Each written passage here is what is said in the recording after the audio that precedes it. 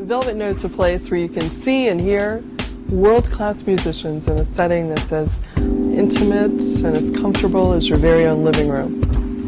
What we try to do here is bring down the wall that often exists between artists and audiences. We give you a chance to get to know the artist. You're always guaranteed a chance to meet the artist. And we also want you to hear the music the way that it was meant to be heard. We have the best jazz performers in the world who perform here. Grammy winners, people who are legends in the jazz field. And all you have to do is go right down the street. Here, you're able to see them, and they're right in front of you. They're an arm's length away from you. It's like they're performing a private concert for you and the people you love. It's a once-in-a-lifetime experience.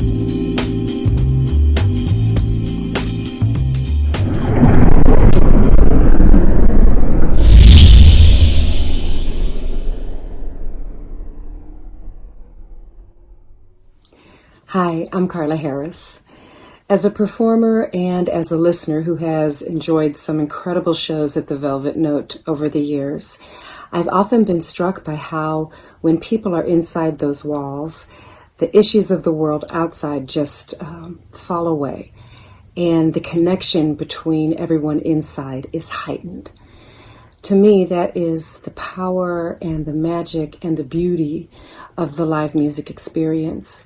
And it's why I hope that as you enjoy the encore concerts that the Velvet Note is streaming each weekend, that, if you are able, that you would click the donate button that you see somewhere on your screen, because when you do, you'll help the Velvet Note make it through this tough time and be there when we can gather again and feel that magic. So thanks for helping Tamara keep the stage lights and the twinkle lights on. Thank you, and I hope you enjoy the music. All we need is love and music, and a little chocolate now and then doesn't hurt. Please help us bring these performances into your home without charging a fee. Donate at thevelvetnote.com. Donate. Hi, I'm Tamara Fuller, owner of the Velvet Note, and we welcome you to another magical evening of music in our virtual club. Before we get started, let me introduce the band. Nick Rosen's calling for music began very young when he was plucking out tunes at the piano. Over the years, he's toured with Russell Gunn, Dion Ferris, Colonel Bruce Hampton, Liz Brasher, and the Magpie Salute. In early 2018, he joined the Shadowboxers on their tour opening for Justin Timberlake. Nick has accompanied legends such as Jennifer Holliday, Roy Ayers, and Nathan East, and has appeared on albums by Curtis Fuller, soul artists Donnie and Julie Dexter, as well as newcomers like Faye Webster. He received a Bachelor of Arts in Jazz Studies from Florida State University, where his seminal piano instructors were Bill Peterson and Marcus Roberts. In early 2015, his album Step Into the Light was released on Rope-A-Dope Records. The album features artists Oteil Burbridge, Saunders Sermons, Terrion Gully, and Daryl Reeves. John Sanford is a jazz tenor saxophonist who has landed in Atlanta, Georgia after spending portions of his career in Chicago, Illinois, Long Island, New York, and Buffalo, New York. After receiving his degree from Northwestern University in Evanston, Illinois, John was an active presence on the Chicago music scene, performing with many of Chicago's great jazz musicians, including George Flutis, Jody Christian, Jeff Parker, and many others. While in Chicago, he became a member of the critically acclaimed Sony recording artist Mighty Blue Kings, appearing on the Mighty Blue Kings Sony release live from Chicago, as well as the independent releases, a Christmas album, and a Live in the City. With Mighty Blue Kings, John has toured extensively in the United States and Europe, sharing bills with B.B. King, Ray Charles, Diana Krall, Tony Bennett, Buddy Guy, and many others. Kevin Smith was exposed to music at a young age, growing up in some of Atlanta's historical black Baptist churches. Being exposed to the culture's hymnody, Negro spirituals, country blues, and gospel music would set the foundation for a successful music career. In his senior year of high school, he won his Grammy Award for his project with local hip-hop group Outkast. After finishing high school, Kevin was accepted into Florida State University and received a scholarship to be placed in the School of Music's string performance program. Here, he studied classical Baroque contrabass with Melanie Punter from the Orchestra of St. Luke's and Atlanta Baroque Orchestra, and was under the direction of Maestro Dr. Alex Jimenez from the University Symphony. He was also accepted into the Jazz Studies departments, where he studied jazz bass with Rodney Jordan. He also studied and performed with department head Leon Anderson Jr., Marcus Roberts, Wynton Marsalis, Scotty Barnhart from the Count Basie Orchestra and the Duke Ellington Orchestra, Inga Swearengin, and Dr. John Parks.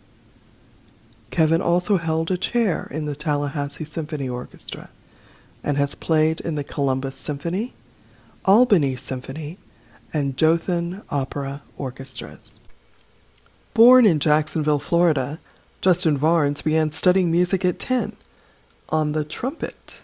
His father, an avid jazz listener, exposed him to Stan Kenton, Nat King Cole, and Errol Garner. After attending Douglas Anderson School of the Arts on trumpet, Justin then switched to the drum set and studied music at the University of North Florida, where he graduated with degrees in jazz studies and percussion. Justin relocated to New York City, where he continued to study at the New School and studied privately with Jojo Mayer. In New York, Justin began touring with Phoebe Snow, with whom he performed on the Roseanne Barr Show, as well as National Public Radio's World Cafe, where he would later perform with the pop music band Five for Fighting. Justin is currently a music teacher at the prestigious Lovett School, music director for the Velvet Note, and founder of the acclaimed online drummers resource and the Legends of Jazz series in its 7th.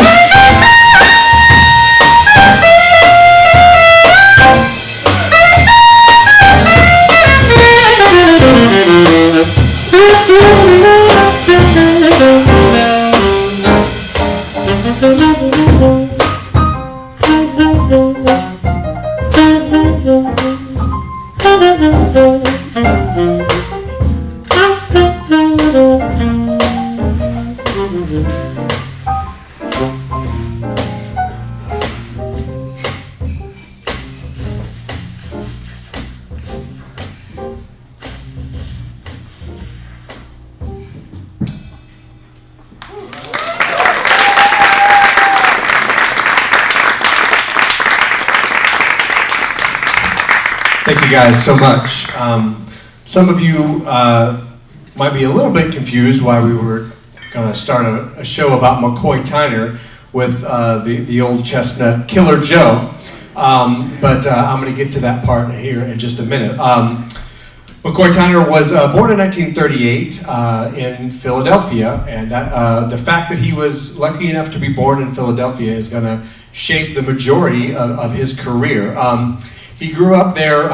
It was only about the age of 13 that he decided to get into piano. I say he decided. His mom basically told him, like, you're going to take piano lessons. So he started taking piano when he was about 13. And according to his parents, by the time he was about 15, that's basically all he wanted to do. Which is, for those of you who have come to this enough, you've probably heard that a bunch. Oscar Peterson was that way, Sonny Rollins was that way.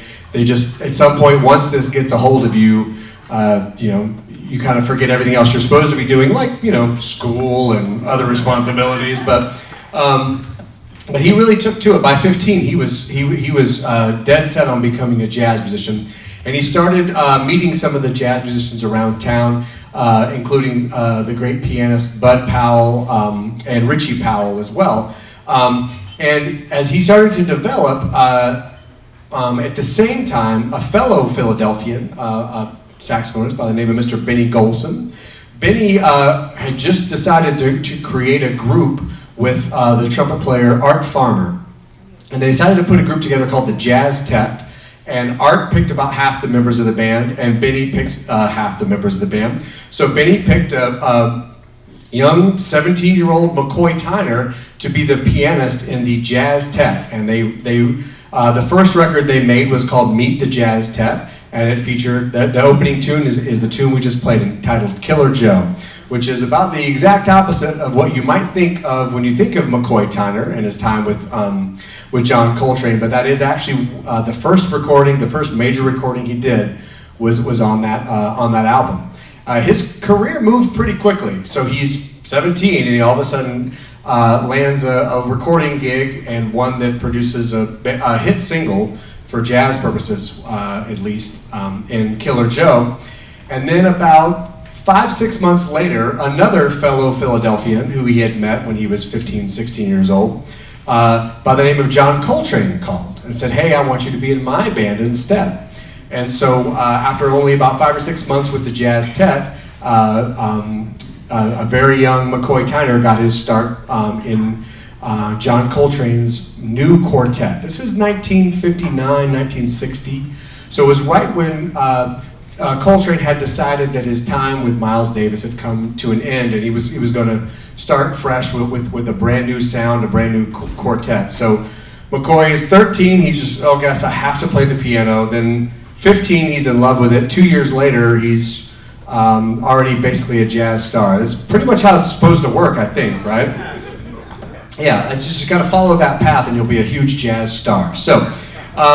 The first album they did, the first recording they did, that McCoy did with John Coltrane, was an album called My Favorite Things. And it features a very famous piano intro that McCoy put together for the tune.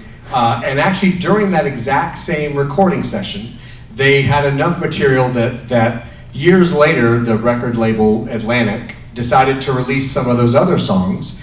And on that album that they released later is a great version of the old jazz standard Body and Soul that Coltrane put his own little spin on. And McCoy had a hand in how that was arranged. The first thing we're going to do is, when we started, is Nick is going to play you that iconic piano intro that McCoy came up with.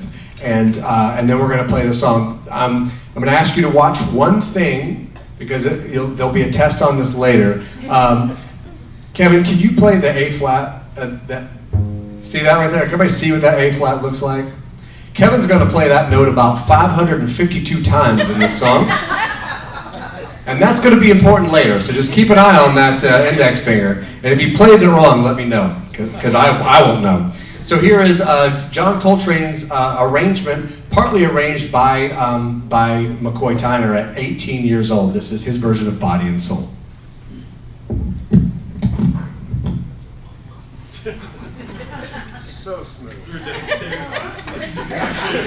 That actually was the arrangement.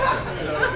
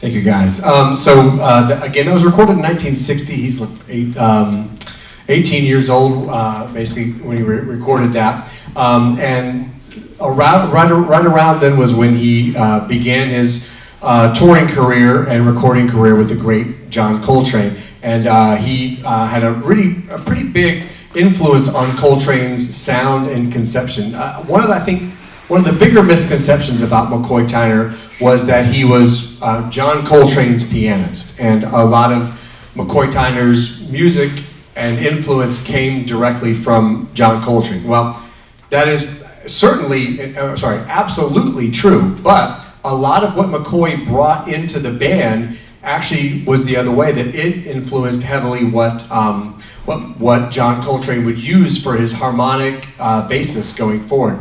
There's a great record that John Coltrane did called the Africa Brass Sessions, and there's a lot of really cool harmonic things happening in the horns that Eric Dolphy, the great alto saxophonist, arranged, and John asked him to get together with McCoy and say, show me some of those voicings, because what you're doing on the piano, John said he couldn't figure out what McCoy was doing on the piano, which is about as high praise as you can, because John Coltrane could pretty much figure out anything. So. But McCoy did bring a certain sound, a certain quality to the Coltrane group that didn't come from Coltrane. It actually came from McCoy, which is impressive to be such a young musician on the scene and already influencing a heavyweight like John Coltrane. So as he's getting his feet wet with John Coltrane and starting to tour, he decides that he wants to start doing his own recordings, having his own project. So he releases his first album as a leader in 1962, and the album, aptly titled, is Inception. And for the most part, it's a trio record, and we're going to play one of the tunes off of that record right now. The tune is entitled Effendi, and it's a Turkish term originally, which basically is could be interpreted as royalty or someone who is well respected. And the tune itself has a couple of compositional features that for those of you who are here for the Joe Henderson music, we discussed some of these with Joe Henderson. And Joe Henderson is developing about the same time as McCoy Tyner, and McCoy and Joe and Wayne Shorter all have a pretty heavy hand in why jazz started to sound different in the 1960s than it did in the 1950s. One of the ways was that they, instead of just using the kind of standardized jazz songs, stuff written by George Gershwin and Cole Porter, etc., they started to write their own material. And a lot of it is based off of those old standards, but they wanted to have a few little twists and turns. One of the twists to this song is that the form is irregular. Normally forms in jazz are 2 or 4 sections, so nice even numbers. This one has 3 sections, but we'll feature some of the sounds that might sound a little bit more like John Coltrane in it. So we're going to do this tune for you right now. It's entitled Effendi, and it's going to feature Nick on the piano.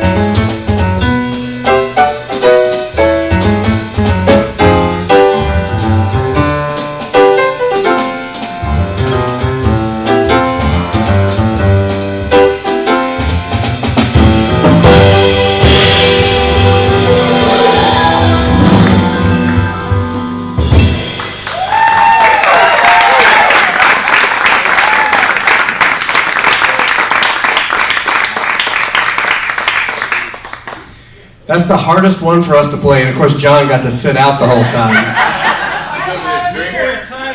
look at this.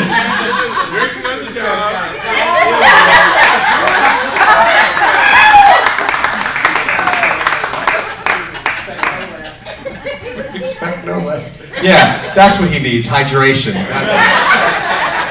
Thank you. Very thirsty. Yeah. Very thirsty. I could hear his entire order get put into my left ear as he was yammering the whole time. So, anyway, that's one of my favorite McCoy Tyner compositions. And again, you can hear kind of the early style of McCoy, and along with Joe Henderson and Wayne Shorter and some of these other great pioneers, Herbie Hancock, that came to prominence in the early 1960s. Really, McCoy is credited heavily with helping to shape the sound of jazz in the 60s and on into the 70s. I mentioned to keep an eye on Kevin's left hand there for that. Can you give us the A flat one more time, Kevin? Right on cue. I love it. There it is. Okay, so you'll notice that he played that. Okay, that's probably enough. Once he gets going, it's hard to turn him off. So. My job is kind of what I do. Thump, thump, thump, thump. Are we done? Stop. Yeah. So that sound, that repetitive bass note over and over again, this is something I've referred to in some of the other performances that we've had.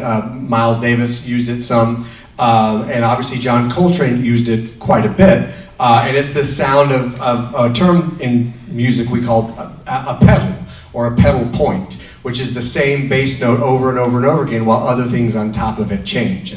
Now since then, one of the things that Coltrane and Miles and some of these other great musicians have injected into the fabric of American popular music is the sound of the pedal, the repetitive bass figure over and over again, which is in so much popular music in the 60s, 70s, 80s, and obviously even today.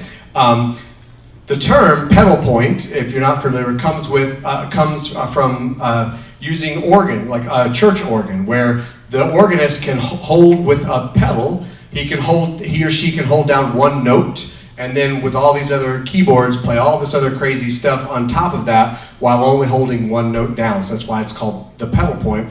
J.S. Bach was probably the one who popularized that. He was pretty good, and used that pedal point quite effectively.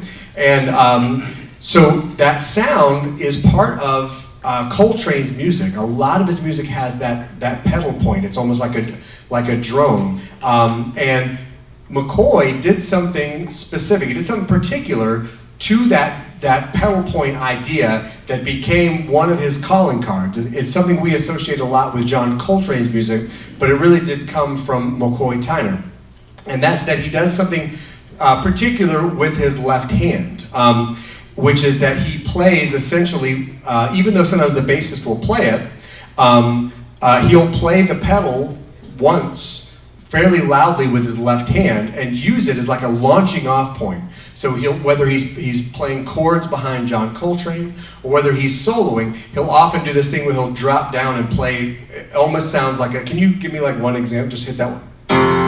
Like that sound right there, right? It's two notes at once, almost sounds like a bagpipe. So he'll use that sound, but he wouldn't just do it once. He found these cool, innovative ways to get that pedal sound, but he would move that pedal around. The song is in a particular key, and McCoy would just start randomly moving that pedal around, and everyone else in the band had to kind of adjust. And that was one of the signature sounds that we associate with McCoy Tyner. And one of the things I think that contributed to him creating that is that McCoy Tyner is actually left-handed. And I don't really think that has anything to do with the fact that he played that with his left hand. I just think left-handed people are generally smarter, wittier, and much more good-looking than the average person. What are you saying? 15% of you agree, right? Let's all raise our left hands. How did you know I was left-handed? Okay. Yeah. So we're going to do a tune right now. It was originally written by the great Afro-Cuban musician Mongo Santamaria. It's a tune entitled Afro Blue. John Coltrane repopularized it in the mid-'60s on a record called Live at Birdland. And we're going to do this composition for you right now. It also features something else that's built into McCoy Tyner's sound and conception, and that's the idea of using and applying West African rhythm in jazz. When McCoy was young and in Philadelphia, he was hired by a percussionist from Ghana to teach dancers African rhythm. So he, in all of his music, you can hear some of these African rhythms built into his sound and into his conception. So that's why we're going to do Afro Blue for you right now. And you'll notice, Nick, you're going to have to play some of those pedals. I hope I didn't just assign that to you, but you got it? Okay. If he starts to get tired playing pedals, Kevin, you know you got him, right? Okay. John, just drink your beer, play your saxophone. Don't mind us back here.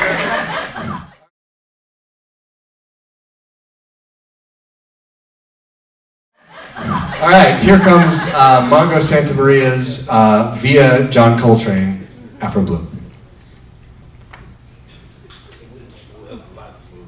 Thank you.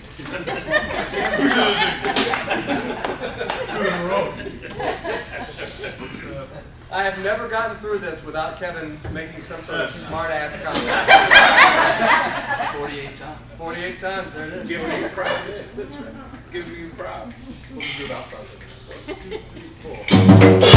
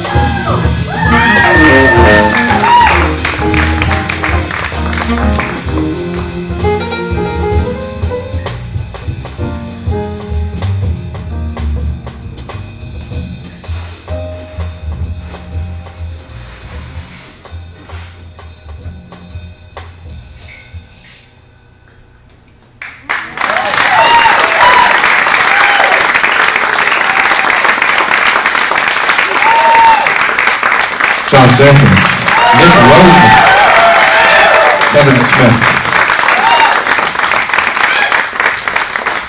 So you can see one of the reasons why jazz musicians in the 60s liked that concept, that drone concept, because it really does, it opens up so many more possibilities. It creates more freedom and more individuality within the music, unlike the music that came right before that in the mid to late 1950s was it got more complicated. There were a lot more chord changes. The tempos got fast. There was a lot going on, and it's great music. But what started to happen, and this obviously runs parallel to what was happening in America at the time in terms of civil rights movement and searching for ways to express yourself more openly and explore freedom more openly. That's going to get represented in the music. And so McCoy Tyner's concept of this, let's take the drone, but instead of just doing the same thing over and over and over again, let's move it around. Let's see where else we can take it. That really was a big part of the engine behind the John Coltrane Quartet. And obviously we're just four meatheads doing. Imagine John Coltrane and McCoy Tyner and those guys exploring it. So it's a great concept that McCoy was a big proponent of and had a big hand in creating that sound. So this record was done in 1963. It wasn't long after that Coltrane recorded the famous "A Love Supreme," and a few records after "A Love Supreme," John Coltrane started to expand his ensemble. That's not the first time he's done this, although he started as a quartet. He originally envisioned the group always being bigger. He added the alto saxophonist I mentioned earlier, Eric Dolphy, and it became a quintet. But Eric passed away suddenly, and Coltrane didn't necessarily want to just replace Eric Dolphy. At one point, actually, believe it or not, they tried Wes Montgomery. Wes Montgomery played for just a short tour with Coltrane, but Wes's career was starting to blossom on his own, and he wanted to pursue his own gig. So it was kind of, the writing was on the wall, but slowly but surely Coltrane started adding saxophonist Pharoah Sanders and some other musicians from the avant-garde scene. And eventually he added a second drummer. So alongside Elvin Jones is another drummer by the name of Rashid Ali. So McCoy Tyner's up playing these stages with an unmiked piano, and he's got two saxophonists going ballistic and two drummers going just as ballistic. And after a while, McCoy said he couldn't hear himself in the music. Now, when I was younger, I took such an artistic view of that. I was like, oh, right, he can't hear his voice in the music.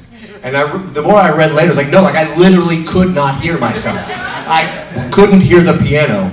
So eventually, in 1965, McCoy left the group and was replaced by John's wife, Alice Coltrane.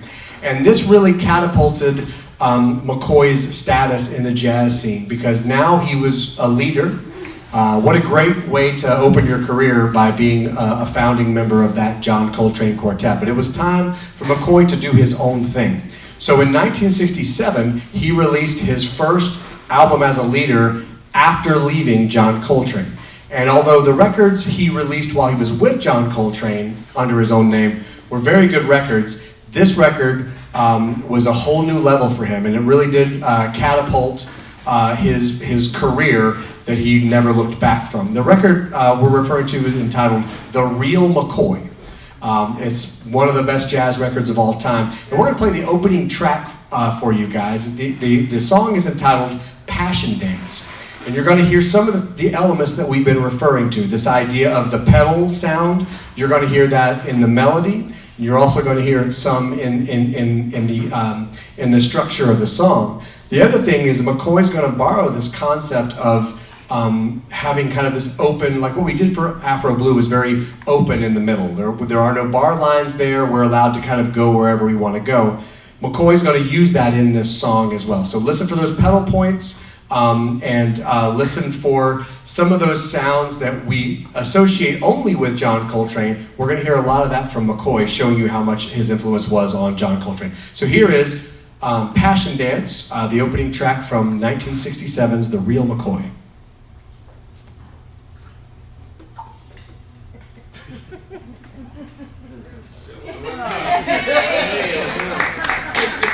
Thank you, good night. Here we go, I got a street going. 1, 2,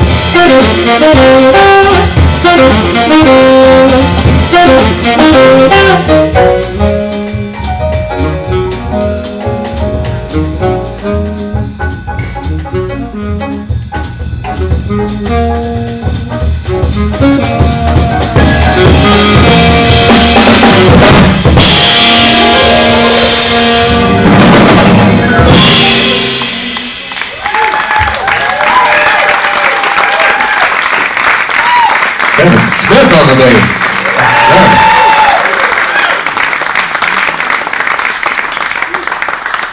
My man lives in New York City and he still comes down to do this. That's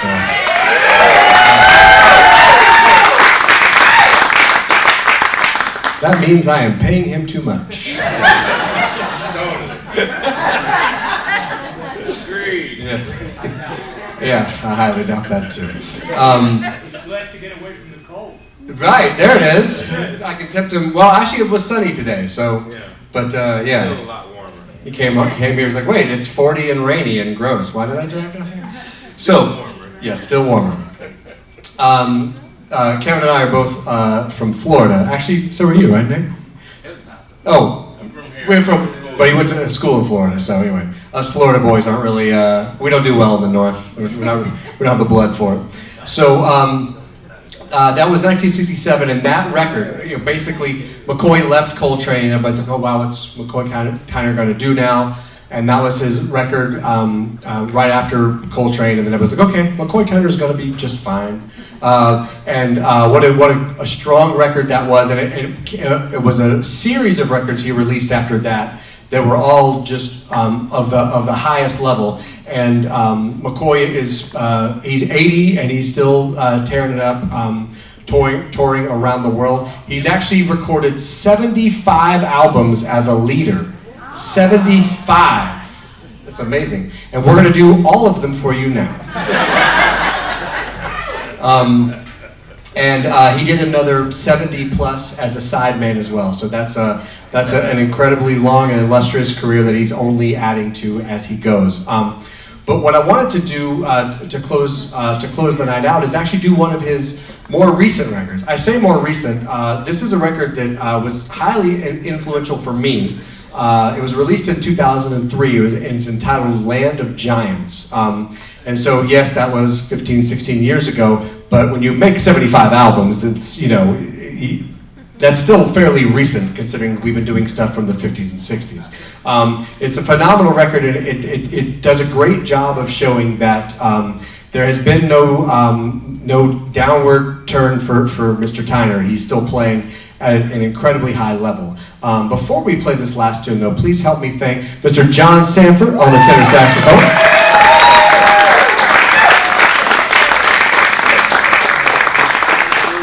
Cheers. Oh, it's halfway. Where did you go to drink the other half of this?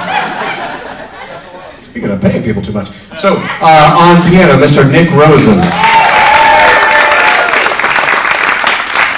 Doing the heavy lifting tonight, that's for sure.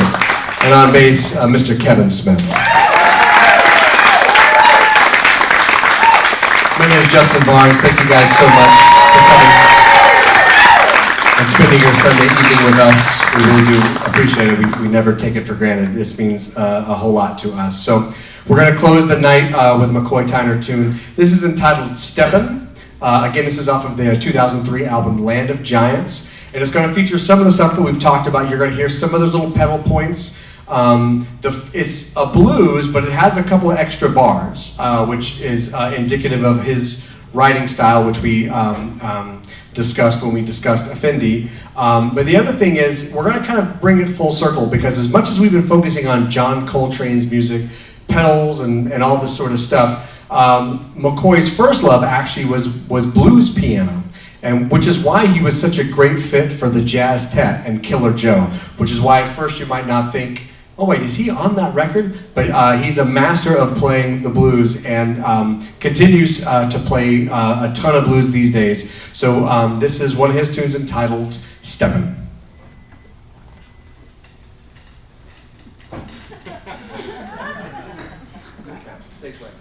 All right.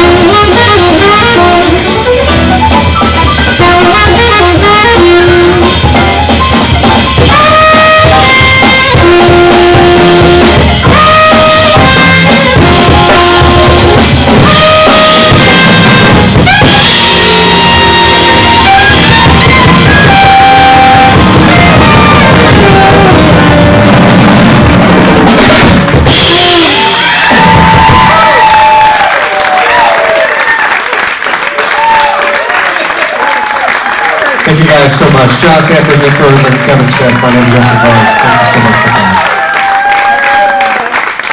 Give it up for the Justin Varnes Quartet! Yes!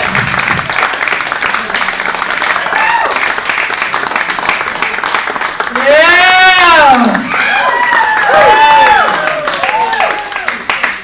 You guys are so awesome. Through Grammys, through NFL season, through Oscars, you're here. I don't know how happy that makes me. So, a couple of things I mentioned. First of all, we're just going to hang out for a while. Some of you have yet to finish your dessert, and we'd also like for you to pay us.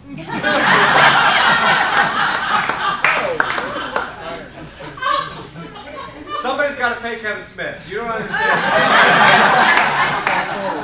And he does not fly commercial.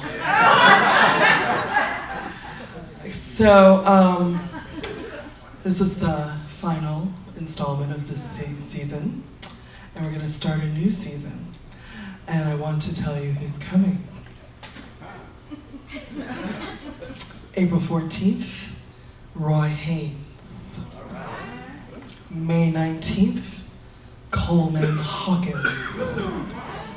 June 9th, Chet Baker featuring Joe Granston. July 14th, Johnny Mercer. August 4th, Billie Holiday featuring Nicole Cellini. September 15th, our annual celebration of the music of John Coltrane, his birthday. We'll do it once again. The tickets go on sale at 8 o'clock tomorrow morning. I predict that this gentleman here will be the first person to buy, but we'll see. I know you're up early, right? When we send you, send out the notification. And if you don't know what I'm talking about, I'm sorry for talking around you. So this is part of a subscriber series. And not only do you get a chance to buy 5 of them, and get 6 of them, and only pay for 5 if you subscribe to the whole series, but you also have the opportunity to pick your seat, which is why so many of the seats were reserved when you walked in if you're not a subscriber. So I just want you to know that you can subscribe to the next series as of 8 o'clock tomorrow morning. When we send out the notification, we're also going to send you a link to a project that my very special, very talented friend Justin Varnes is working on, and I want to give him a chance to talk to you about it.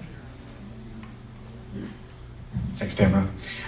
Myself and the guys in the band, we've obviously been playing together quite a long time, and we've been discussing trying to do a recording project, and then one kind of came to my mind a couple years ago, and it's one of the things that's tough as an artist is to try and find a reason for what you do, and when you're 16 and 17 and you're just beating on the drums and it just seems fun, and then as you get older you want to try and figure out some way to have some sort of purpose behind what you do other than just take drum solos all day, which I never thought I would say this, by the way. I thought I would just play drum solos my whole life, but I digress. So I came up with a project. It's a not-for-profit project.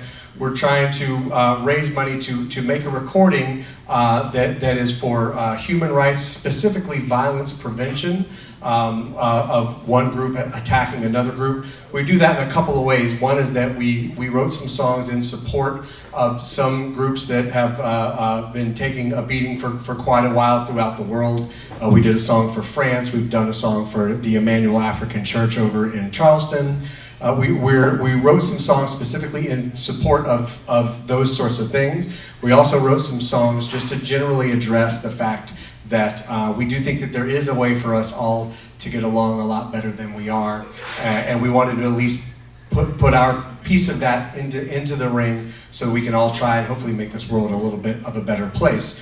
The trick is we're trying to do it in a way where I can donate as many copies of the CDs to libraries, to churches, to schools, and be able to release it digitally and physically free of charge. So anyone who can get access to the music won't have to pay for it. So we're trying to raise money to do just that, just to cover recording costs, etc. So there'll be a link explaining way better in detail than I just did all of what we're trying to do, even some clips of some of the songs we've already rehearsed and written.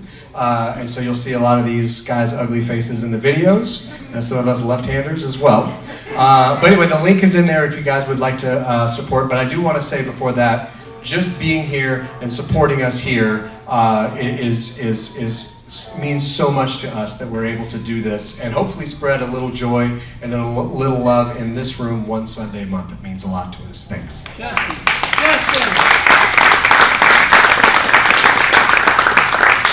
Yes, sir, Mr. Hunter. Where should contributions be sent? In the link, there will be, it's up on an Indiegogo page, and in the link you'll see different ways you can contribute. You can just contribute any amount you want. You can pre-order a CD. You can sponsor the mixing or the mastering. So there'll be a whole bunch of options, including just if you want to just put in $10 or whatever, there's a spot to just put whatever you want in. Or you can sponsor something specific. So for example, if you sponsored the mixing of the recording, I would send you a copy of what it sounded like before it got mixed, and then a copy, obviously you'd get a copy of the real CD, so you could see that's what I helped with. I helped the music sound so much better than before it was mixed, things like that. But it should all be in that link, and if nothing else, you can reach out to myself or Tamara, and we'll be happy to help that process along. Does that help? Yeah. All right. Thank you. Thank you guys so much. So, after every series, I'd like to give you a gift. Yes, that's right. We're gonna get candy tonight? Yeah.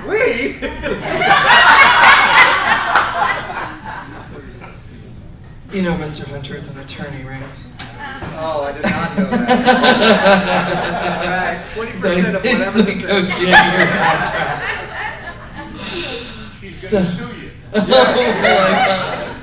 So, I wanted to give you something that would last longer than a chocolate candy bar.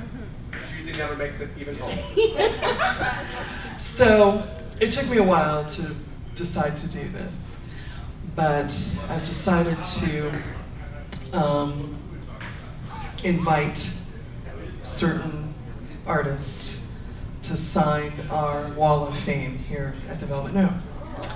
And this Wall of Fame this year will have the signatures of Dave Weckl and Oz Noy and Jimmy Haslip and Kenny Garrett and the Clayton brothers and hopefully you. And I know how I want you to know how much we value your entire group. And so unlike these other cats, you get to allow the rest of your band members to sign as well. Thank you so much. Mr. Hunter, you got 20% of my signature, okay? You can take whichever 20% you want, it's yours. Thank you, Tamara. Thank you. This is what we love to do, just to bring you closer to artists, to inspire you, closer to each other, and closer to the song that's in your heart. Come back and see us again soon. Good night.